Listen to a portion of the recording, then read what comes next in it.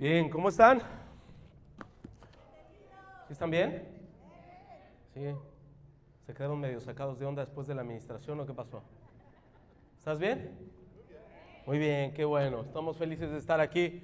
Qué bueno verles de nuevo. Algunos de ustedes ya amigos de años. Venir detrás de lo que Iglesia de Dios está haciendo en México, entre sus jóvenes, entre las nuevas generaciones, es apasionante. Ver que el Señor le está dando continuidad a un proyecto de reino entre ustedes es maravilloso. Hace unos años, ya como 7 años, yo estuve en un Secalijub. Ahí fue donde conocí a Omar y vi lo que Dios estaba empezando a hacer, y me pareció muy interesante porque veo lo congruente que Dios ha sido a través de los años con ustedes. Tengo la bendición de visitar diferentes denominaciones y hablar de los mismos temas porque es lo que Dios me ha dado a hacer, y puedo ver que Dios ha sido muy bueno con ustedes. Quiero que le den gloria a Dios por lo que está haciendo en Iglesia de Dios en México. Si vas a darle un aplauso, dáselo bien porque Él se lo merece. Ustedes son una gran iglesia y Dios debe ser honrado por eso. Gracias a Dios. En verdad hay lugares donde cuesta mucho trabajo entender algunos de estos conceptos, básicamente porque los pastores nos cuesta trabajo el cambio. Por favor, todos los pastores digan conmigo, a los pastores, pongan el ejemplo, así como cuando ustedes le dicen, diga iglesia, y esperan que toda la iglesia lo diga fuerte, todos los pastores pueden decirlo fuerte conmigo. A los pastores nos cuesta trabajo el cambio. Ay, ay, ay. Padre, te doy gracias porque nos permites estar juntos. Gracias por tu compañía, por la bendición que has puesto sobre esta casa que es tu iglesia, Iglesia de Dios. Gracias por tu amor hacia cada uno de ellos, especialmente por tus siervos pastores en este lugar, en este tiempo, para esta época. Gracias, te bendecimos. En el nombre de Jesús, pon tu corazón a esta palabra y danos el privilegio de escuchar tu voz. En el nombre de Cristo, amén. Ya debes de tener ahí tu material, los desafíos de la transición generacional. Muy bien. Me gusta mucho hablar de transiciones y pueden corregir el error ahí, la C por S que se quedó ahí arriba. Y ¿ya lo tienen? Está en la página 6. ¿Sí? Puedes decirle al de al lado, ¿dónde anda? ¿Ya lo tienes? Está el bosquejo, así es que debes de tener una pluma en la mano para que vayas apuntando algunas ideas. Te dejamos básicamente el bosquejo para que tú puedas construir sobre lo que te llame la atención. Están grabando, ¿verdad? ¿Están grabando las conferencias? ¿Sí? Bueno, entonces mira qué fácil, tú puedes regresar al audio después. Antes de continuar con el mensaje, quiero dar las gracias al pastor Samuel Durán por la invitación. Es un privilegio verte, pastor. Siempre es un privilegio verte y te agradezco el espacio. Que el Señor le siga bendiciendo por acá. Quiero hablar un poco de transición. Es un tema difícil de tratar en una hora. Tenemos en Liderazgo Emergente un seminario de 7 horas basado en transiciones. Así es que es un poco complicado para mí resumir algunas ideas de estas porque nos llevaría tiempo. Pero estaba yo pensando que algunas de las historias más interesantes de la Biblia tienen como marco histórico una transición. Cuando lees la historia de Daniel, en realidad estás viendo la transición del pueblo de Israel en el cautiverio babilónico. Cuando ves la historia de José, en realidad estás viendo la transición de Israel hacia Egipto para que fuera una cuna en la cual podría formarse como nación durante 400 años. Y la historia de José es la historia de una transición. Cuando ves la historia de Moisés, lo que estás viendo es cómo el Señor los saca después de estos 440 años y los va a meter en la tierra prometida. Y la historia de Moisés es otra vez una transición. Y si te das cuenta, la historia de Jesús, de nuestro Señor, es básicamente la historia de otra transición entre el viejo pacto y el nuevo pacto, entre el Antiguo Testamento para nosotros en la Biblia y el Nuevo Testamento. Así es que algunas de las historias más poderosas que tú has visto en la Biblia tiene como marco una transición. Yo creo que la iglesia ahora, no la iglesia de Dios en México, pero la iglesia en general está pasando por un tiempo de transición. Y el punto de la transición es que somos sometidos a cambios. Transición y cambio no es lo mismo, pero no tengo tiempo para explicar las diferencias. Pero si alguien se acerca conmigo, luego las platicamos. Sin embargo, es un tiempo en el que nos vemos sometidos a cambios de paradigmas y nos cuesta mucho trabajo. Básicamente, la pregunta que nos hacemos es esta. Esta es la pregunta que ha estado en la mente de la iglesia durante todo este proceso de transición, en particular de los pastores. ¿Debemos aceptar los cambios, sí o no? Así es que yo he escuchado algunos mensajes muy fuertes en contra de los cambios, diciendo que Dios no cambia. Y he escuchado otros mensajes muy fuertes diciendo que debemos de cambiar todo. Ninguna de las dos posturas obviamente es correcta. Pero hay un pasaje hablando de transición que me gusta mucho. La escritura nos habla de cambios, de mucho de cambios. Y nos dice cómo enfrentarlos. Pero en Isaías 43:19 dice... Por cierto, ahí tienen ustedes base bíblica, ¿verdad? Ustedes pueden poner ahí, escribir base bíblica. Isaías 43:19 dice: voy a hacer algo nuevo. Ya está sucediendo. ¿No se dan cuenta? Estoy abriendo un camino en el desierto y ríos en lugares desolados. Esta palabra ha tenido diferentes cumplimientos a lo largo de la historia, pero creo sin problema que tiene una aplicación para nuestro tiempo. Voy a hacer algo nuevo. La iglesia ha estado esperando ya por siglos la venida de Cristo. Y viendo el marco teológico de los últimos tiempos, toda la interpretación escatológica que tenemos que analizar, nos damos cuenta que estamos en el tiempo. Es decir, puede venir el Señor, estamos en las puertas. Las profecías se han cumplido delante de nosotros, algunas muy claramente en los últimos años. Así es que estamos en el marco de una transición. Yo creo que la novia se está preparando para la venida del Señor. Dije que la novia se está preparando. ¿Cuántos son novia aquí? Ponte guapo que el Señor viene. Sí, prepárate porque el Señor está cerca. Y cuando digo que el Señor está cerca, estoy hablando de la iglesia como un organismo vivo en la tierra. Así es que tendríamos que estarnos preguntando ahora, ¿hacia dónde va esta transición antes de la venida de Cristo? ¿Hacia dónde va la transición antes de la venida de Cristo? Y si hay una transición, la pregunta que quiero insistir es, ¿qué cosas puedo cambiar y qué cosas no puedo cambiar? Voy a repetir una frase que siempre digo, algunos ya se la deben de saber. El cambio no es tan difícil. Solo debo saber lo que no puedo cambiar. Cuando ya sé lo que no puedo cambiar, por lógica puedo cambiar todo lo demás. Repito, el cambio no es tan difícil, pastores. Solo debo saber lo que no puedo cambiar. Cuando ya sé lo que no puedo cambiar, por lógica, puedo cambiar todo lo demás. Yo les propongo a los jóvenes, cambien todo lo demás. Está bien, no tienen que decir amén, sus pastores están cerca. Hay cosas que no pueden cambiar. El trabajo número 1 de los pastores es saber lo que no se puede cambiar, y el trabajo número 2 es cambiar lo que debe ser cambiado para mostrar relevante el evangelio a una nueva generación. Probablemente la segunda cosa es más difícil que la primera. Cuando hablamos de la doctrina, del fundamento doctrinal, todo el tiempo estamos preocupados por las cosas que no podemos cambiar. Dicho al revés, cuando estamos preocupados por lo que no podemos cambiar, en realidad lo que estamos diciendo es que nos preocupa la doctrina, porque asumimos que la doctrina son esos esenciales que no se pueden cambiar, lo cual es correcto.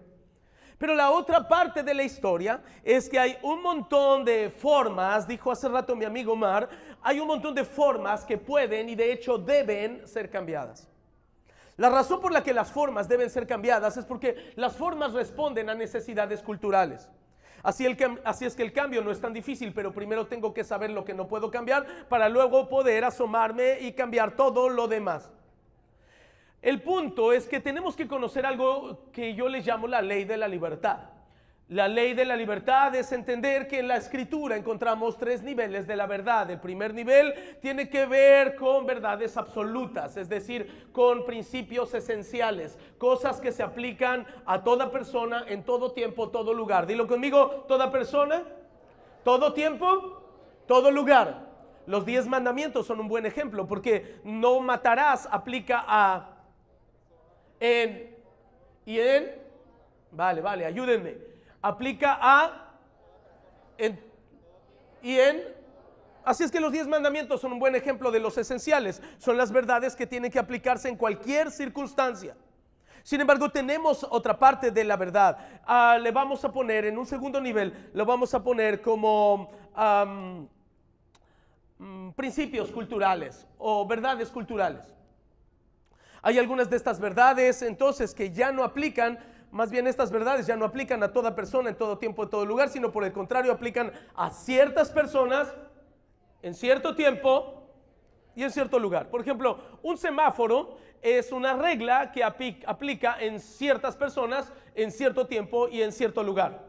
Pero si tú manejas un auto y hay un semáforo, debes respetarlo. Si tú violentas esa ley vas a tener problemas, pero supongo que si vas a África y estás en medio de los animales y no hay semáforos, no tienes obligación de cumplirlo. ¿Estamos? Una vez una mamá llegó conmigo y me puso enfrente a su hijo como de 12 años y me dijo: pastor, dígale por qué no se debe pintar el pelo.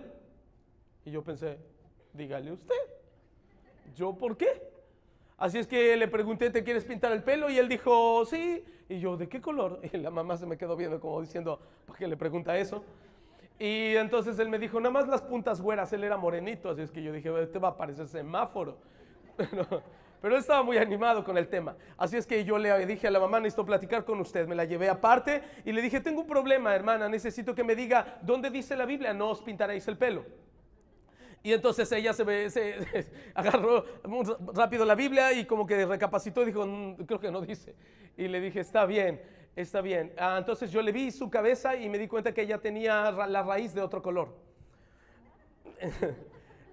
Entonces volteé y le dije, hermana, usted se pinta el pelo, por cierto. Y ella me dijo, sí, pero yo soy mujer. Entonces yo le contesté, es más fácil entonces, ayúdeme a pensar dónde dice la Biblia, mujeres sí os pintaréis el pelo, pero los hombres no. Así es que yo empecé a darme cuenta que ella ya no estaba contenta con mis respuestas y yo tuve que bajarle un poco. Y le dije, creo que usted tiene que entender que eso es un principio cultural y yo como pastor no estoy para establecer principios culturales en su casa. Entonces lo dejo que se pinte. Y yo le dije, si fuera mi hijo no lo dejaba. Y entonces me dijo, ahora estoy peor que antes. Entonces yo le ayudé a entender la diferencia entre un principio bíblico que se aplica a, en y todo lugar, a una práctica cultural que se aplica en una casa o que se aplica en una ciudad o que se aplicó en cierto tiempo, pero que no necesariamente se aplica en otros. Así es que le dije, usted es la responsable y de su hijo y usted decide si se va a pintar el pelo o no, porque él tiene 12 años. Entonces, pero ella estaba así un poco desesperada y me dijo, bueno, entonces, ¿qué le digo? Y yo le dije, bueno, pues creo que podemos hablar de la autoridad de usted, porque usted es la cabeza de sus hijos. Ella era una madre soltera, así es que yo le dije, si quiere hablamos de eso. Y me dice, sí, dígales eso, dígale eso. Así es que él vino y yo le empecé a hablar de la autoridad de su mamá y de que él estaba bajo esa cobertura y que él debía sujetarse y que después cuando fuera adulto tenía que decidir con su pelo lo que tuviera que hacer.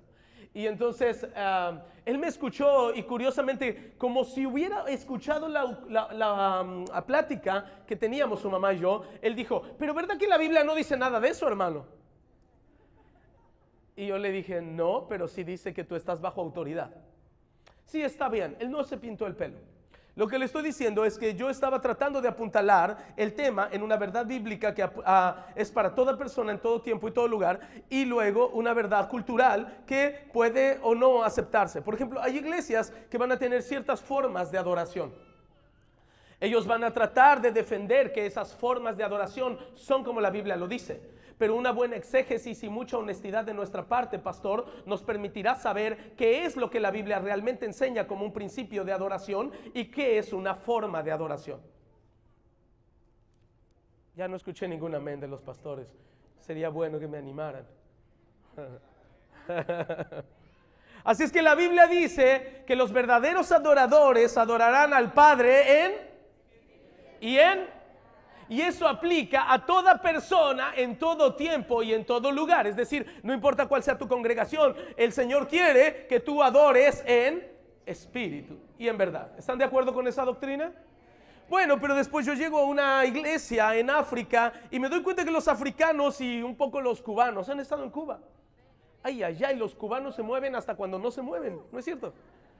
Los cubanos tienen una alabanza de adoración tranquila y están así. Pero les sube el ritmo y aquello se pone loco. No importa la denominación, es que a ellos les sale esta cosa cultural. Y yo he estado en la sierra, en algunas partes de México, no importa qué ritmos le pongan, ellos con trabajos van a parpadear. Uno como predicador está pensando, ¿sí le estará llegando el mensaje o qué sucede?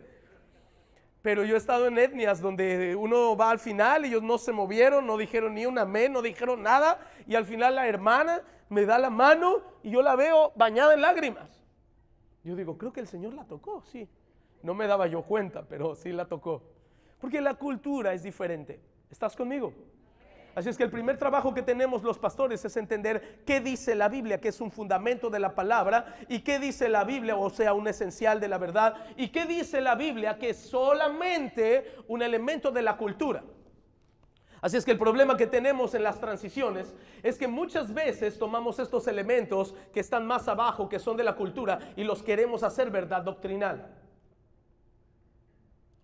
Va de nuevo, les dije que eran 3 niveles en la ley de la libertad. El tercer nivel es preferencias personales. Y las preferencias personales están hasta abajo.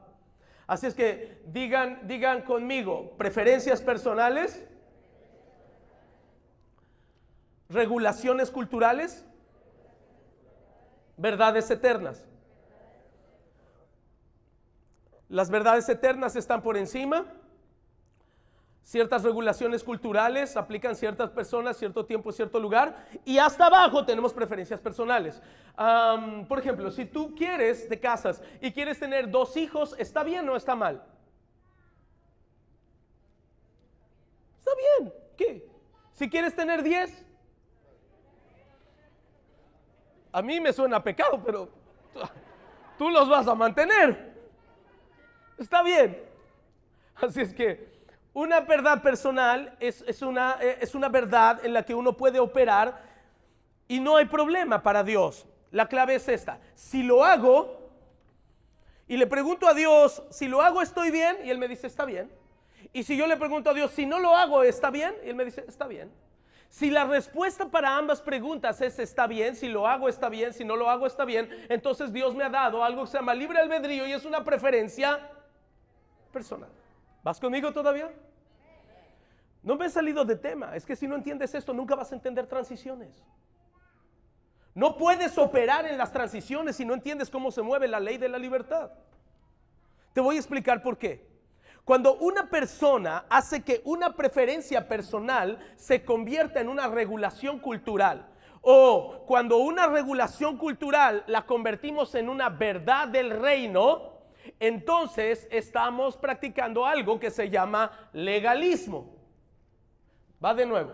Si una verdad personal la subes de nivel y la haces regulación cultural, o si una regulación cultural la subes de nivel y la haces verdad o esencial, verdad del reino, entonces estás practicando algo que se llama legalismo.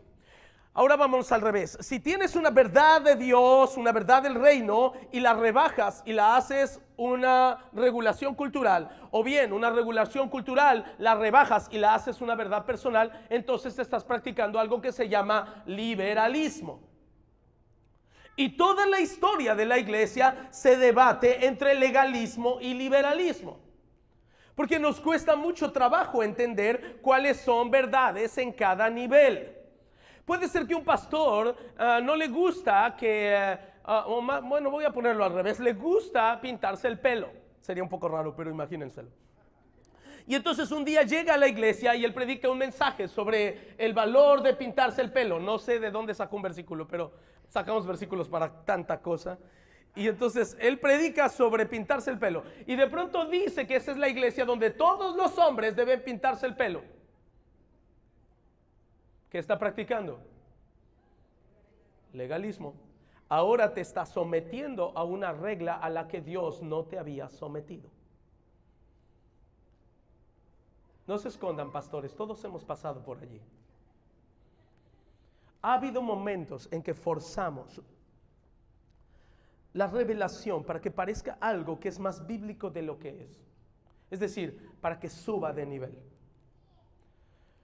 Entonces de pronto hemos hecho debates sobre si antes se usaba una de estas, ¿no? Porque no siempre se usó una de estas, ¿verdad que no? No, y hubo debates teológicos sobre el uso de la batería. En realidad la Biblia no decía algo específico sobre el tema, pero nosotros estamos convirtiendo una cuestión cultural o de preferencia personal en una verdad de reino. Y entonces nos pusimos nuestros guantes teológicos y alguien dijo, hágase todo decentemente y con orden. Y el otro le contestó con salterio y con arpa y con címbalos resonantes. Y entonces entramos a un debate, pusimos la verdad en un contexto teológico que no debió haber estado, porque no estábamos preparados para el cambio. Así es que creo que la esencia de las transiciones tiene que ver con entender cuál es nuestro papel, el papel de la Biblia, en la transición. Es decir, qué verdades se aplican en cada uno de los niveles. Así es que yo he hecho esto con algunos de ustedes jóvenes. Hemos estado en algunos eventos y lo he hecho con más de 5,000 jóvenes en diferentes denominaciones. Pongo a los jóvenes en grupos de 4, de 5 y les doy un papel y les digo... ¿Lo hicimos en Baja California o no? Sí, ¿verdad? Algunos de los jóvenes están aquí. ¿Quiénes estaban en Baja California?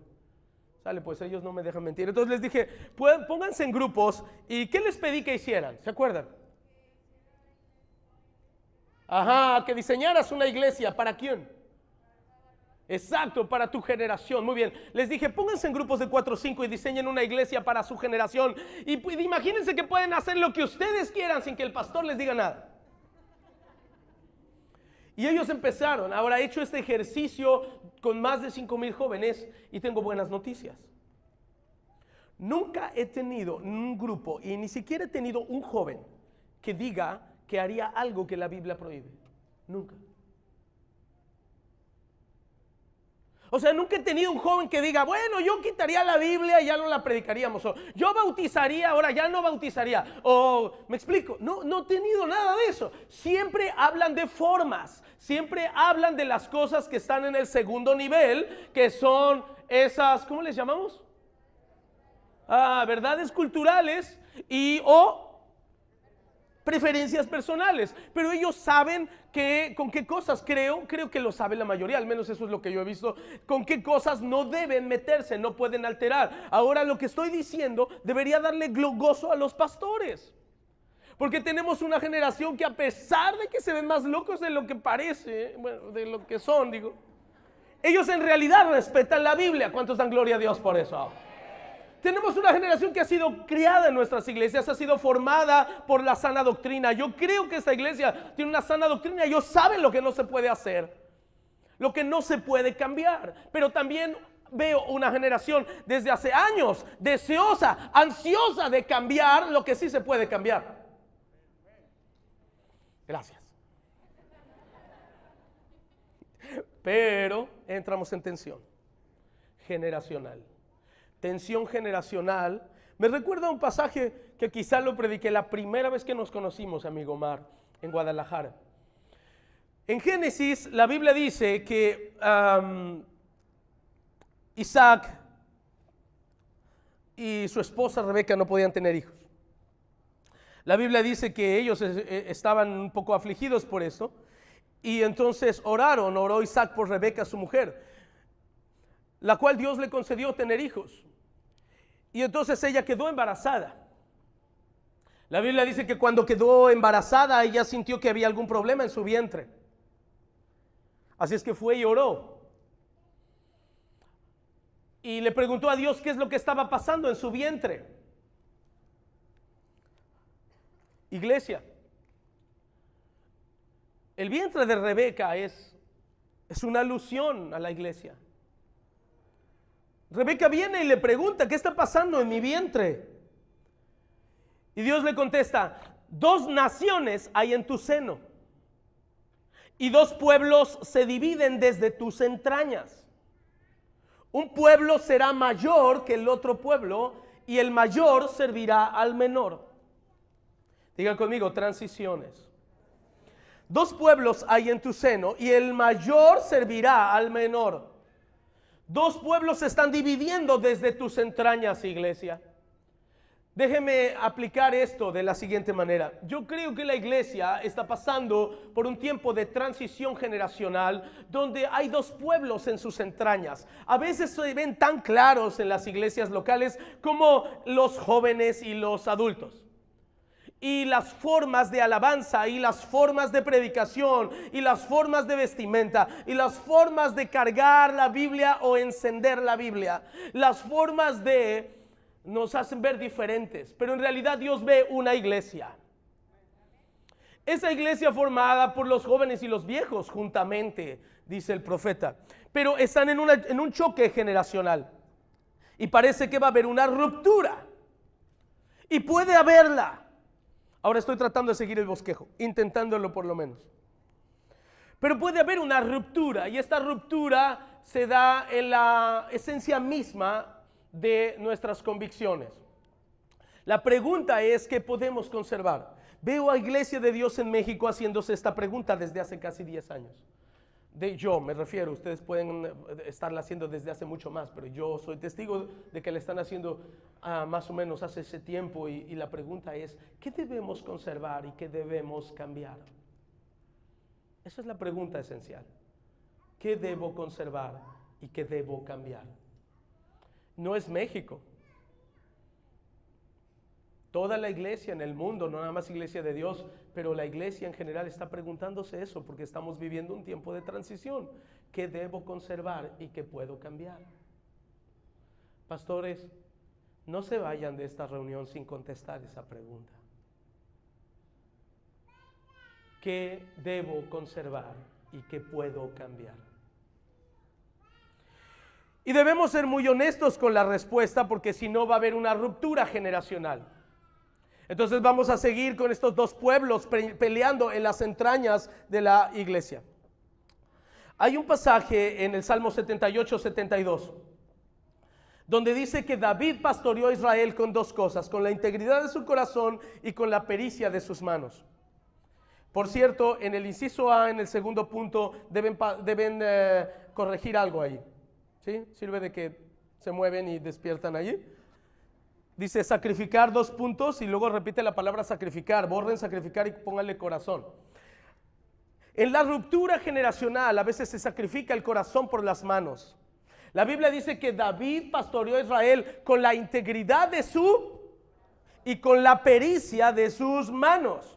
Así es que había algo aquí, una tensión entre estas dos cosas. Integridad de corazón y pericia de manos. Me da mucho gusto que el pastor Durán ha predicado el primer mensaje sobre integridad de corazón. Porque tú no puedes establecer reino sin integridad de corazón. Pero yo les voy a estar hablando más de pericia de manos. Porque si tienes la integridad del corazón pero no tienes la pericia de manos, no podrás establecer reino. Así es que creo que el punto es que algunos pastores se están preocupando. ¿Qué va a pasar si los jóvenes ponen la pericia de manos pero no tienen la integridad de corazón? Todavía no me entiendes. ¿Qué pasa si los jóvenes vienen y meten la tecnología pero no tienen el corazón adecuado? Si cambian el estilo de enseñanza pero no tienen el corazón adecuado. Si cambian el estilo de alabanza pero no tienen el corazón adecuado. ¿Qué pasa si ellos reforman las cosas? Porque tienen muchas habilidades que nosotros no tenemos pero no tienen el corazón adecuado. Y ese es otro de los peligros inminentes. Pero yo creo que a pesar de esto, la iglesia está ante un tiempo de oportunidades. Porque puede tomar todo el legado que ha recibido durante ¿cuántos años, Pastor Durán, la iglesia de Dios en México? 85 años. ¿Cuántos dan gloria a Dios por eso? Ay, ay, ay, jóvenes, párense en un legado de 85 años y hagan algo poderoso. Párense sobre esos hombros tan altos y hagan algo que le responda a este mundo las preguntas que en verdad se está haciendo. Pónganse sobre esos hombros que han cargado integridad de corazón y pericia de manos y ahora ustedes diseñen el futuro de la Iglesia de Dios en México. Transmitan el legado que recibieron. Tienen que meterse con el Señor de tal manera que puedan aprender lo que no pueden cambiar, y luego su pericia de manos nos permitirá ver nuevas formas en lo que sí se puede cambiar.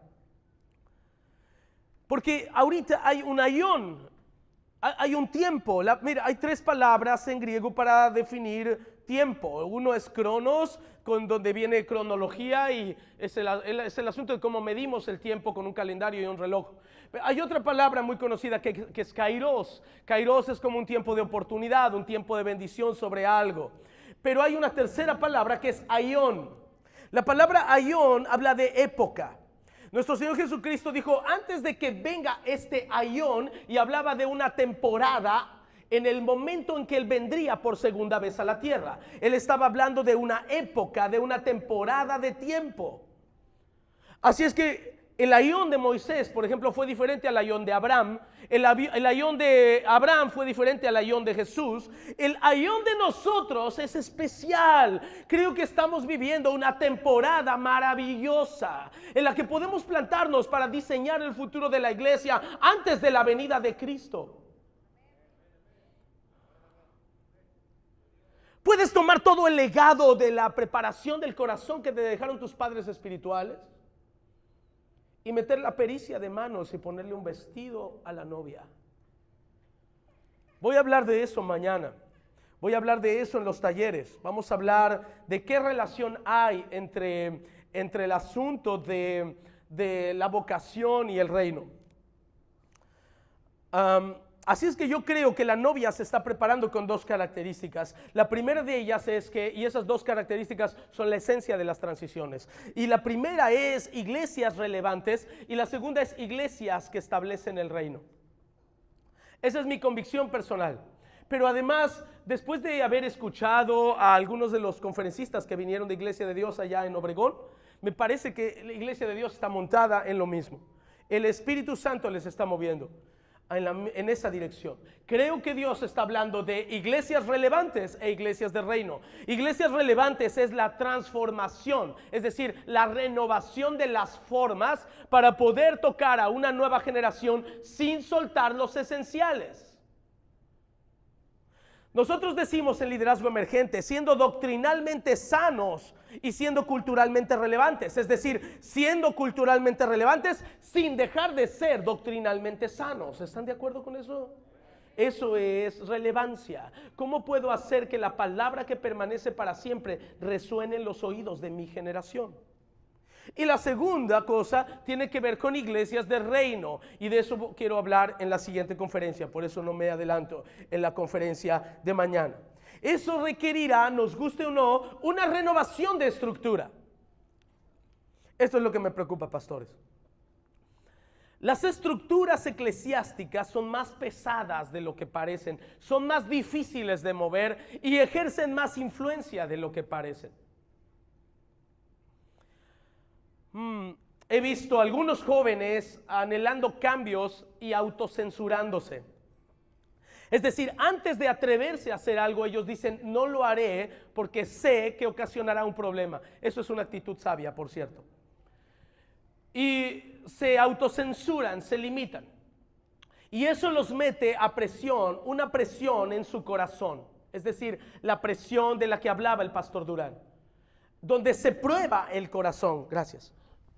El corazón está siendo probado al respecto de cómo vas a responder ante esa presión de estar entre el liderazgo y la autoridad a quien debes estar sujeto y debes honrar, y por otra parte los sueños y las cosas que tú quieres reformar en la iglesia. Y esa es la historia de las transiciones, pero desde la Biblia y por toda la historia. No hemos sido buenos moviendo estructuras. Pero yo digo que Iglesia de Dios, tengo la idea, Omar, de que Iglesia de Dios va a ser un modelo en México. Tengo este sentir. ¿Será porque los quiero? Pero tengo este sentir. Estoy con iglesias bautistas, presbiterianas, metodistas, pentecostales de muchos tipos, pero de verdad, se los digo aquí en confianza, es cierto lo que les estoy diciendo. Yo creo que Iglesia de Dios puede ser un ejemplo de cambios estructurales para enfocar el siguiente aión, la siguiente temporada. con los elementos que no cambian, pero con los elementos también que harán que una nueva generación venga a Cristo. Así es que estoy emocionado. Las estructuras deben ser flexibles. Diga conmigo, flexibles. ¿Cuántos han vivido un temblor? ¿Sí? Bueno, yo vivo en la Ciudad de México y me tocó el 85. No les voy a decir cuántos años tenía, pero tembló fuerte. Wow. Se movió en serio. Y muchos edificios cayeron, muchos. La razón por la que cayeron es porque eran unas estructuras demasiado rígidas. Ese es básicamente el punto.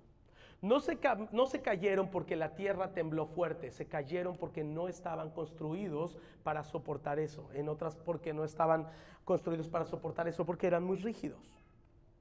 Hace años, un japonesote,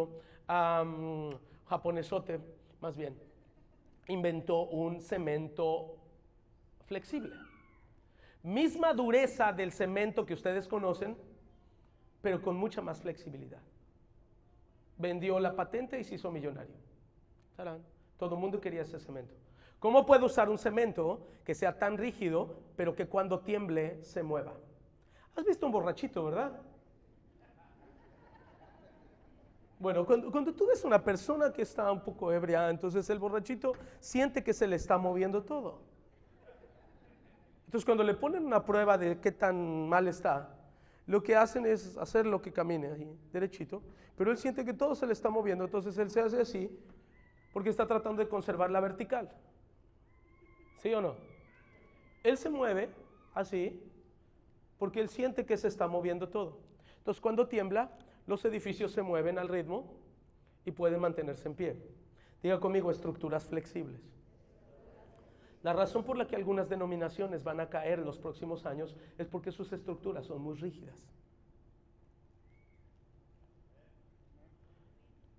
Hay muchas cosas que no aceptan que pueden cambiar, y al no aceptar esa verdad, serán confrontadas por el poder del temblor cultural. Porque la tierra está temblando. Sí, la cultura está temblando, ya se dieron cuenta, ¿verdad? ¡Wow! ¡Qué cosa! Los últimos 10 años han estado locos en cultura. Y viene y se va a poner peor. Entonces las estructuras van a tener que probar que deben conservar y que deben cambiar. Porque dice la Biblia, no se pone vino nuevo en... Entonces, este es un tema viejo que hemos tocado y tomas al odre. El odre era un estómago de animal, recuérdalo. El estómago de animal era un tejido, es un tejido, y cuando está joven es flexible. Entonces lavaban el estómago del animal. Dice la Biblia que nuestro Señor Jesús usó este ejemplo y dijo, vamos a ponerle el vino. Pones el vino dentro, se llena, el globo se infla y cuando está lleno, entonces ahora empieza la fermentación, la descomposición de azúcares, suelta gases. Los gases empiezan a pedir espacio, y el espacio que están pidiendo, 5, 4, 3, el espacio que está pidiendo hace que el globo se infle. Diga conmigo, flexibilidad. El globo se infla, y se infla porque la fermentación está pidiendo espacio, está en una transición, está cambiando de ser jugo de uva a convertirse en vino fermentado. Así es que ahora pide expansión. Cuando ya fermentó, entonces el globo, el odre se queda ahí cubriéndolo. Luego el odre se pone viejo. Y cuando algo se pone viejo, se pone rígido. El que tenga oído para oír. No es cuestión de edad. Porque conozco algunos jóvenes más rígidos que algunos viejos. ¿Ah? Ok. Y entonces se pone rígido. Y el Señor dice, quiero poner algo nuevo allí. Estructura mental, quiero meterte algo nuevo. Familia, quiero ponerte algo nuevo. Iglesia local, quiero ponerte algo nuevo. Denominación entera, quiero ponerte algo nuevo. Pero te veo rígido. Y entonces somos un poco incongruentes, porque a veces, más creyendo en la obra del Espíritu, le decimos al Señor, Señor, pon algo nuevo en mí. Y Dios te ve y dice, no, si te lo pongo, te reviento. Tu estructura no aguanta lo que yo puedo hacer contigo. tendríamos que cambiar algunas cosas del odre primero. Algunos odres deben cambiar para que el Espíritu haga lo que tú le has pedido que haga. No es congruente cuando le dices al Espíritu: Señor, dame vino nuevo, pero no toques mi odre. Eso no existe. Lo que el Señor Jesús dijo es: vamos a tener que entrar en una renovación del odre. Digan amén. Esa renovación del odre es generacional. Aquí es cuando esperaba un grito casi de júbilo de los jóvenes, pero está bien, vamos agarrando vuelo. Esta transición de odre es generacional. Y esta generación viene como un odre nuevo para recibir algo nuevo. Y los viejos tenemos que voltear y decir: vamos, yo voy a ser tu guarda en el proceso. Yo voy a verificar que tu corazón sea el correcto. Yo voy a verificar que toda la semilla que ha sido puesta en ti sea la integridad de corazón, para que la pericia de tus manos pueda reformar este odre. Pero qué difícil es encontrar el punto intermedio. No voy a orar por los jóvenes hoy, pero voy a orar por los pastores ahora. Porque todo lo que quiero que pase va a pasar si tú, que eres el guarda del odre, estás listo para que te hagan un poco flexible. Esto es lo que está en mi espíritu. En tu iglesia, escúchame, pastor, en tu iglesia han sido puestos algunos jóvenes que ya son vino nuevo. Sus dones, sus talentos, su forma de hacer las cosas y de entender la vida cristiana, su forma de predicar, hasta su forma de vestir, su forma de enseñar la palabra y de cantar, es un vino nuevo dentro de tu odre. Y tú tienes que decidir si hay espacio o no, si estarás listo para expansión. Y también tienes que convertirte en un guarda cercano. Por eso mañana quiero hablar más de paternidad, porque vas a tener que caminar más de cerca con ellos para cuidar su corazón en el proceso. Los próximos años serán maravillosos, pero necesitamos pastores con un corazón expansivo. Me gustaría orar. Yo no sé por qué los músicos no han corrido, córrale. Pero yo quisiera orar por algunos pastores, ¿verdad que sí? ¿Me dejan? Lo que están diciendo amén son los jóvenes. Pónganse de pie todos.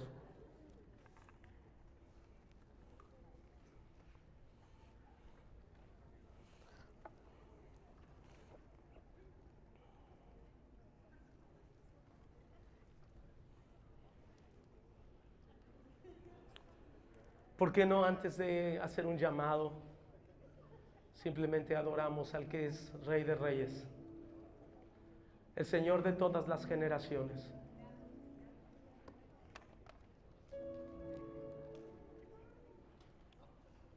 Él dijo que en los últimos tiempos los jóvenes y los viejos estarían montados en el mismo sueño de recibirle. Unos verían visiones y otros soñarían sueños, pero estarían montados en la misma cosa. Cristo, Maranata, ven por nosotros. Adórale al Señor. No importa qué edad tengas, la iglesia se está preparando. Espero que cuando venga el arrebatamiento, tomar de mi mano, si es que todavía me toca algún joven, y decirle: vámonos, llegó el momento para ti y para mí. Porque la novia está diciendo: ven, ven, Señor Jesús. La iglesia que van a pastorear, siervos, los próximos 10 años, venga, no es la iglesia que recibieron. La iglesia que están recibiendo hoy no es la iglesia que estará dentro de 20. Pero amamos al mismo Señor y lo adoramos. Y le decimos: Señor, a pesar de todas nuestras fallas humanas, tú sabes cuánto te hemos amado. Dice la Escritura: yo ministro juntamente con ustedes, pastores. ¿Podemos reconocer la gloria de Dios en nuestras vidas?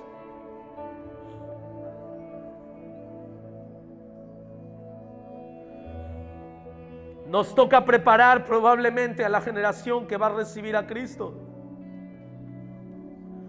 No lo sé. Lo que sí sé, estoy absolutamente seguro, pastores, es que la generación que viene detrás de nosotros no tiene que ver en formas y modos con lo que nos fueron dado a nosotros. Qué difícil para nosotros.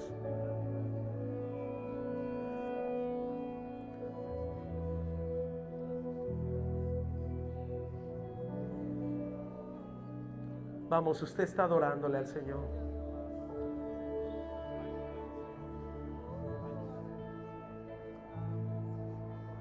Hay un vino nuevo que debe caer sobre la iglesia. Pero el odre viejo debe ser reformado.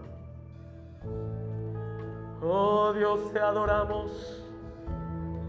Te bendecimos. Por nuestros hijos, por nuestros jóvenes. Qué tiempo, dale gloria, pastor. Qué tiempo tan maravilloso de pastoreo te tocó. Un tiempo de transición, un nuevo ayón, una nueva temporada, un tiempo de cambio. Mira, gloria a Dios, es un tiempo maravilloso. Dile a Dios: gracias por dejarme pastorear en este ayón, en esta temporada de cambio, en esta transición. Qué bendición ser tu ministro en un tiempo tan glorioso. Qué bendición ver una generación tan poderosa a nuestra espalda. Es que yo no había visto una generación tan prometedora como la que te fue entregada. ¿Por qué no le dices al Señor gracias? Gracias por esos jóvenes. Gracias por tantos talentos, por tantos dones. Gracias por tanta oportunidad. ¿Por qué no le dicen ustedes gracias por tanto legado, por tanta paternidad, por una buena casa que hemos recibido? Oren por sus pastores, extiendan su mano hacia ellos y díganle: dale odre nuevo y danos a todos vino nuevo en la casa.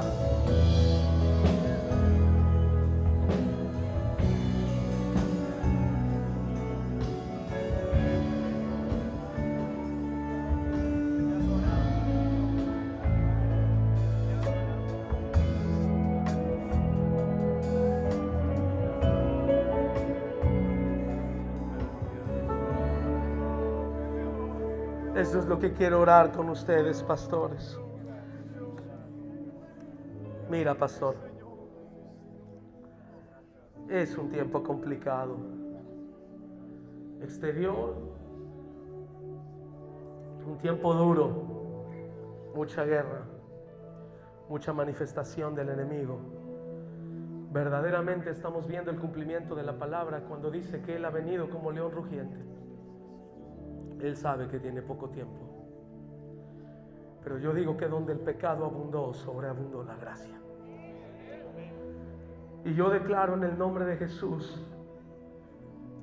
que en los últimos tiempos México verá la mejor versión de la iglesia de Dios que no había pisado este país.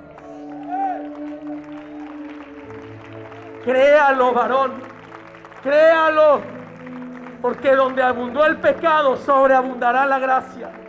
Porque la Biblia dice que la gloria postrera será mayor que la primera. Porque yo le digo que viene una generación empujando con tal fuerza, hermano. Oh, que el Señor está diciendo: vamos, hijo, o te preparas para entrenarlos y ponerlos en la posición, o serás quitado. Él necesita padres para esa generación.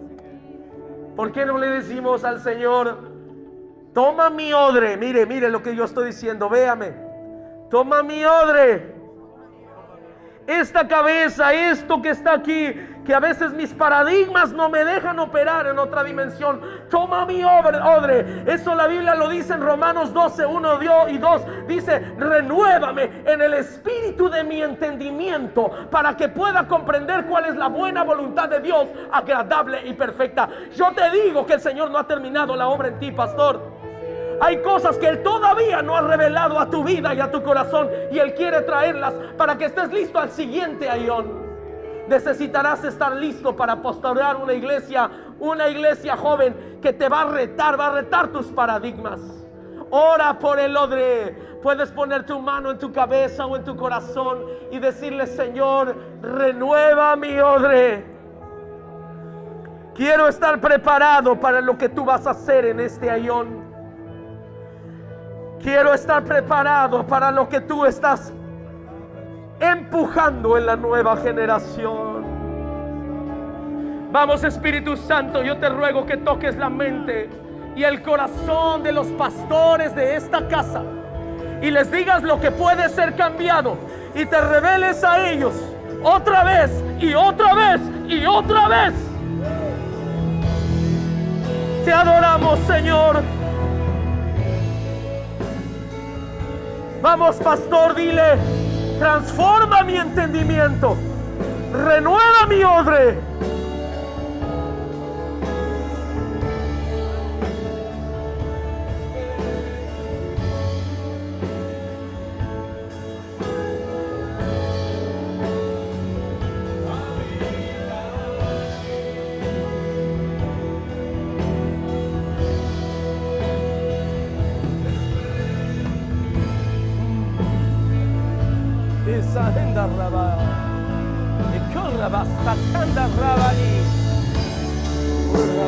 ¿En serio?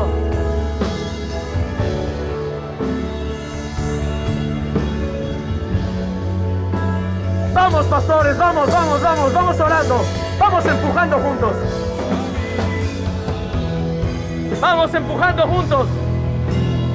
Espíritu de Dios, prepáranos para el siguiente ayón. Otra temporada, otro tiempo, una visión renovada. Oh Dios, estrategias que no habías pensado se revelen a tu vida. Que se muevan estructuras viejas con el mismo espíritu, con la misma palabra, con la misma integridad.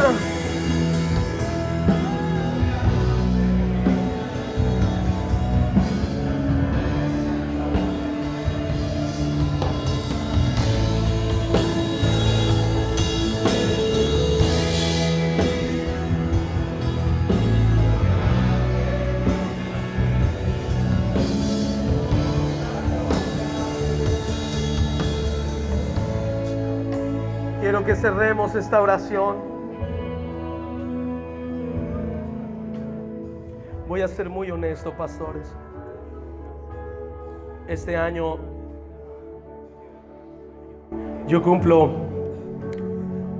este año que pasó, cumplí 25 años, creo, en el pastorado. 20 años, 25 años, no recuerdo ahora. 25 años en el ministerio, 20 años en el pastorado. Y tengo un testimonio. El Señor comenzó Liderazgo Emergente como ministerio. Lo arrancamos en noviembre del 2006. Así es que en este noviembre, el próximo, casi el próximo mes, estamos cumpliendo 10 años de dar estos temas. 10 años de repetir la misma cosa por todo el país. Esto es lo que quiero decirles de corazón. El común denominador en la vida pastoral, hablando de transiciones, de la reforma del odre y de lo que viene para el futuro, que viene más fuerte todavía, las transiciones con la tercera reforma. El común denominador es temor. Da miedo. Da miedo cometer errores. Da miedo quedar expuesto. Da miedo quedarse bajo la lupa de personas que nosotros sabemos que nunca van a aprobar algunos de esos cambios. Da miedo perder amigos ministeriales. Da miedo ser fichados. Da miedo ser catalogado. Y lo que quiero decirles es que ustedes deben ser firmes en oír y seguir la voz del Espíritu. No se trata de una moda o una tendencia, porque la palabra de Dios permanece para siempre. Se trata de lo que puedes cambiar, y cuando Él dice que lo cambies, cuando Él dice. Algunos de ustedes están en iglesias en donde el Señor les va a decir: no hagas ese cambio. Tienes ganas de hacerlo, pero no lo hagas. No es el tiempo, no es la forma, no te toca hacerlo a ti. Pero hay otros que el Señor les va a decir: yo ya te dije que tenías que hacerlo, pero tienes miedo. Van a perder algunos amigos, van a perder algunos diezmos, van a perder algún prestigio. Escojan, porque hay uno aquí que tiene una voz para su iglesia y está esperando saber quién tiene el oído para él. Estamos dando audiencia para uno. ¿Me entendió? No sé si le va a gustar a los demás, pero mi trabajo es que le guste a Él. Quiero orar, y ustedes lo van a hacer conmigo, que todo espíritu de temor, de inseguridad sea quitado de sus vidas, y sean valientes a tomar la tierra que el Señor les dijo que tomaran. Él les va a marcar el ritmo. Hace años, como 6 años, recibí una palabra profética para mi vida, y esto fue lo que el Señor me dijo. Se los comparto como testimonio. Me dijo el Señor: esto es lo que me gusta de ti. Escuchas mi voz como un tambor y corres al ritmo de ese tambor sin importarte lo que otros piensen. Has sido criticado, pero tú sigues el tambor. Siga su tambor. Espíritu de Dios, ven sobre la vida pastoral. Siervos que yo respeto, lo sabes.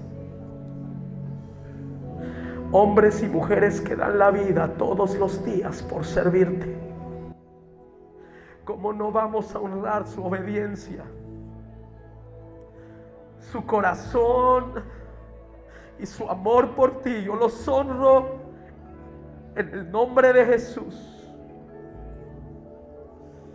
Pero yo sé que me trajiste aquí a decirles otra vez que escuchen tu tambor, tu voz. Una voz que puede ser incómoda para otros oídos, malentendida en otros lados, pero es una voz que tú quieres que ellos escuchen en este tiempo, en este ayón.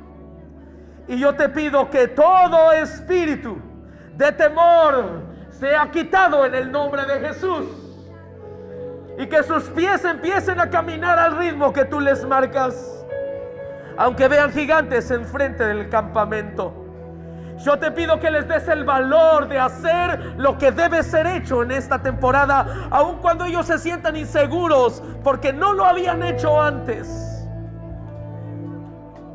Te pido que les des la fortaleza y el valor para escuchar tu voz sobre todas las voces. Espíritu de Dios, gracias. Aleluya.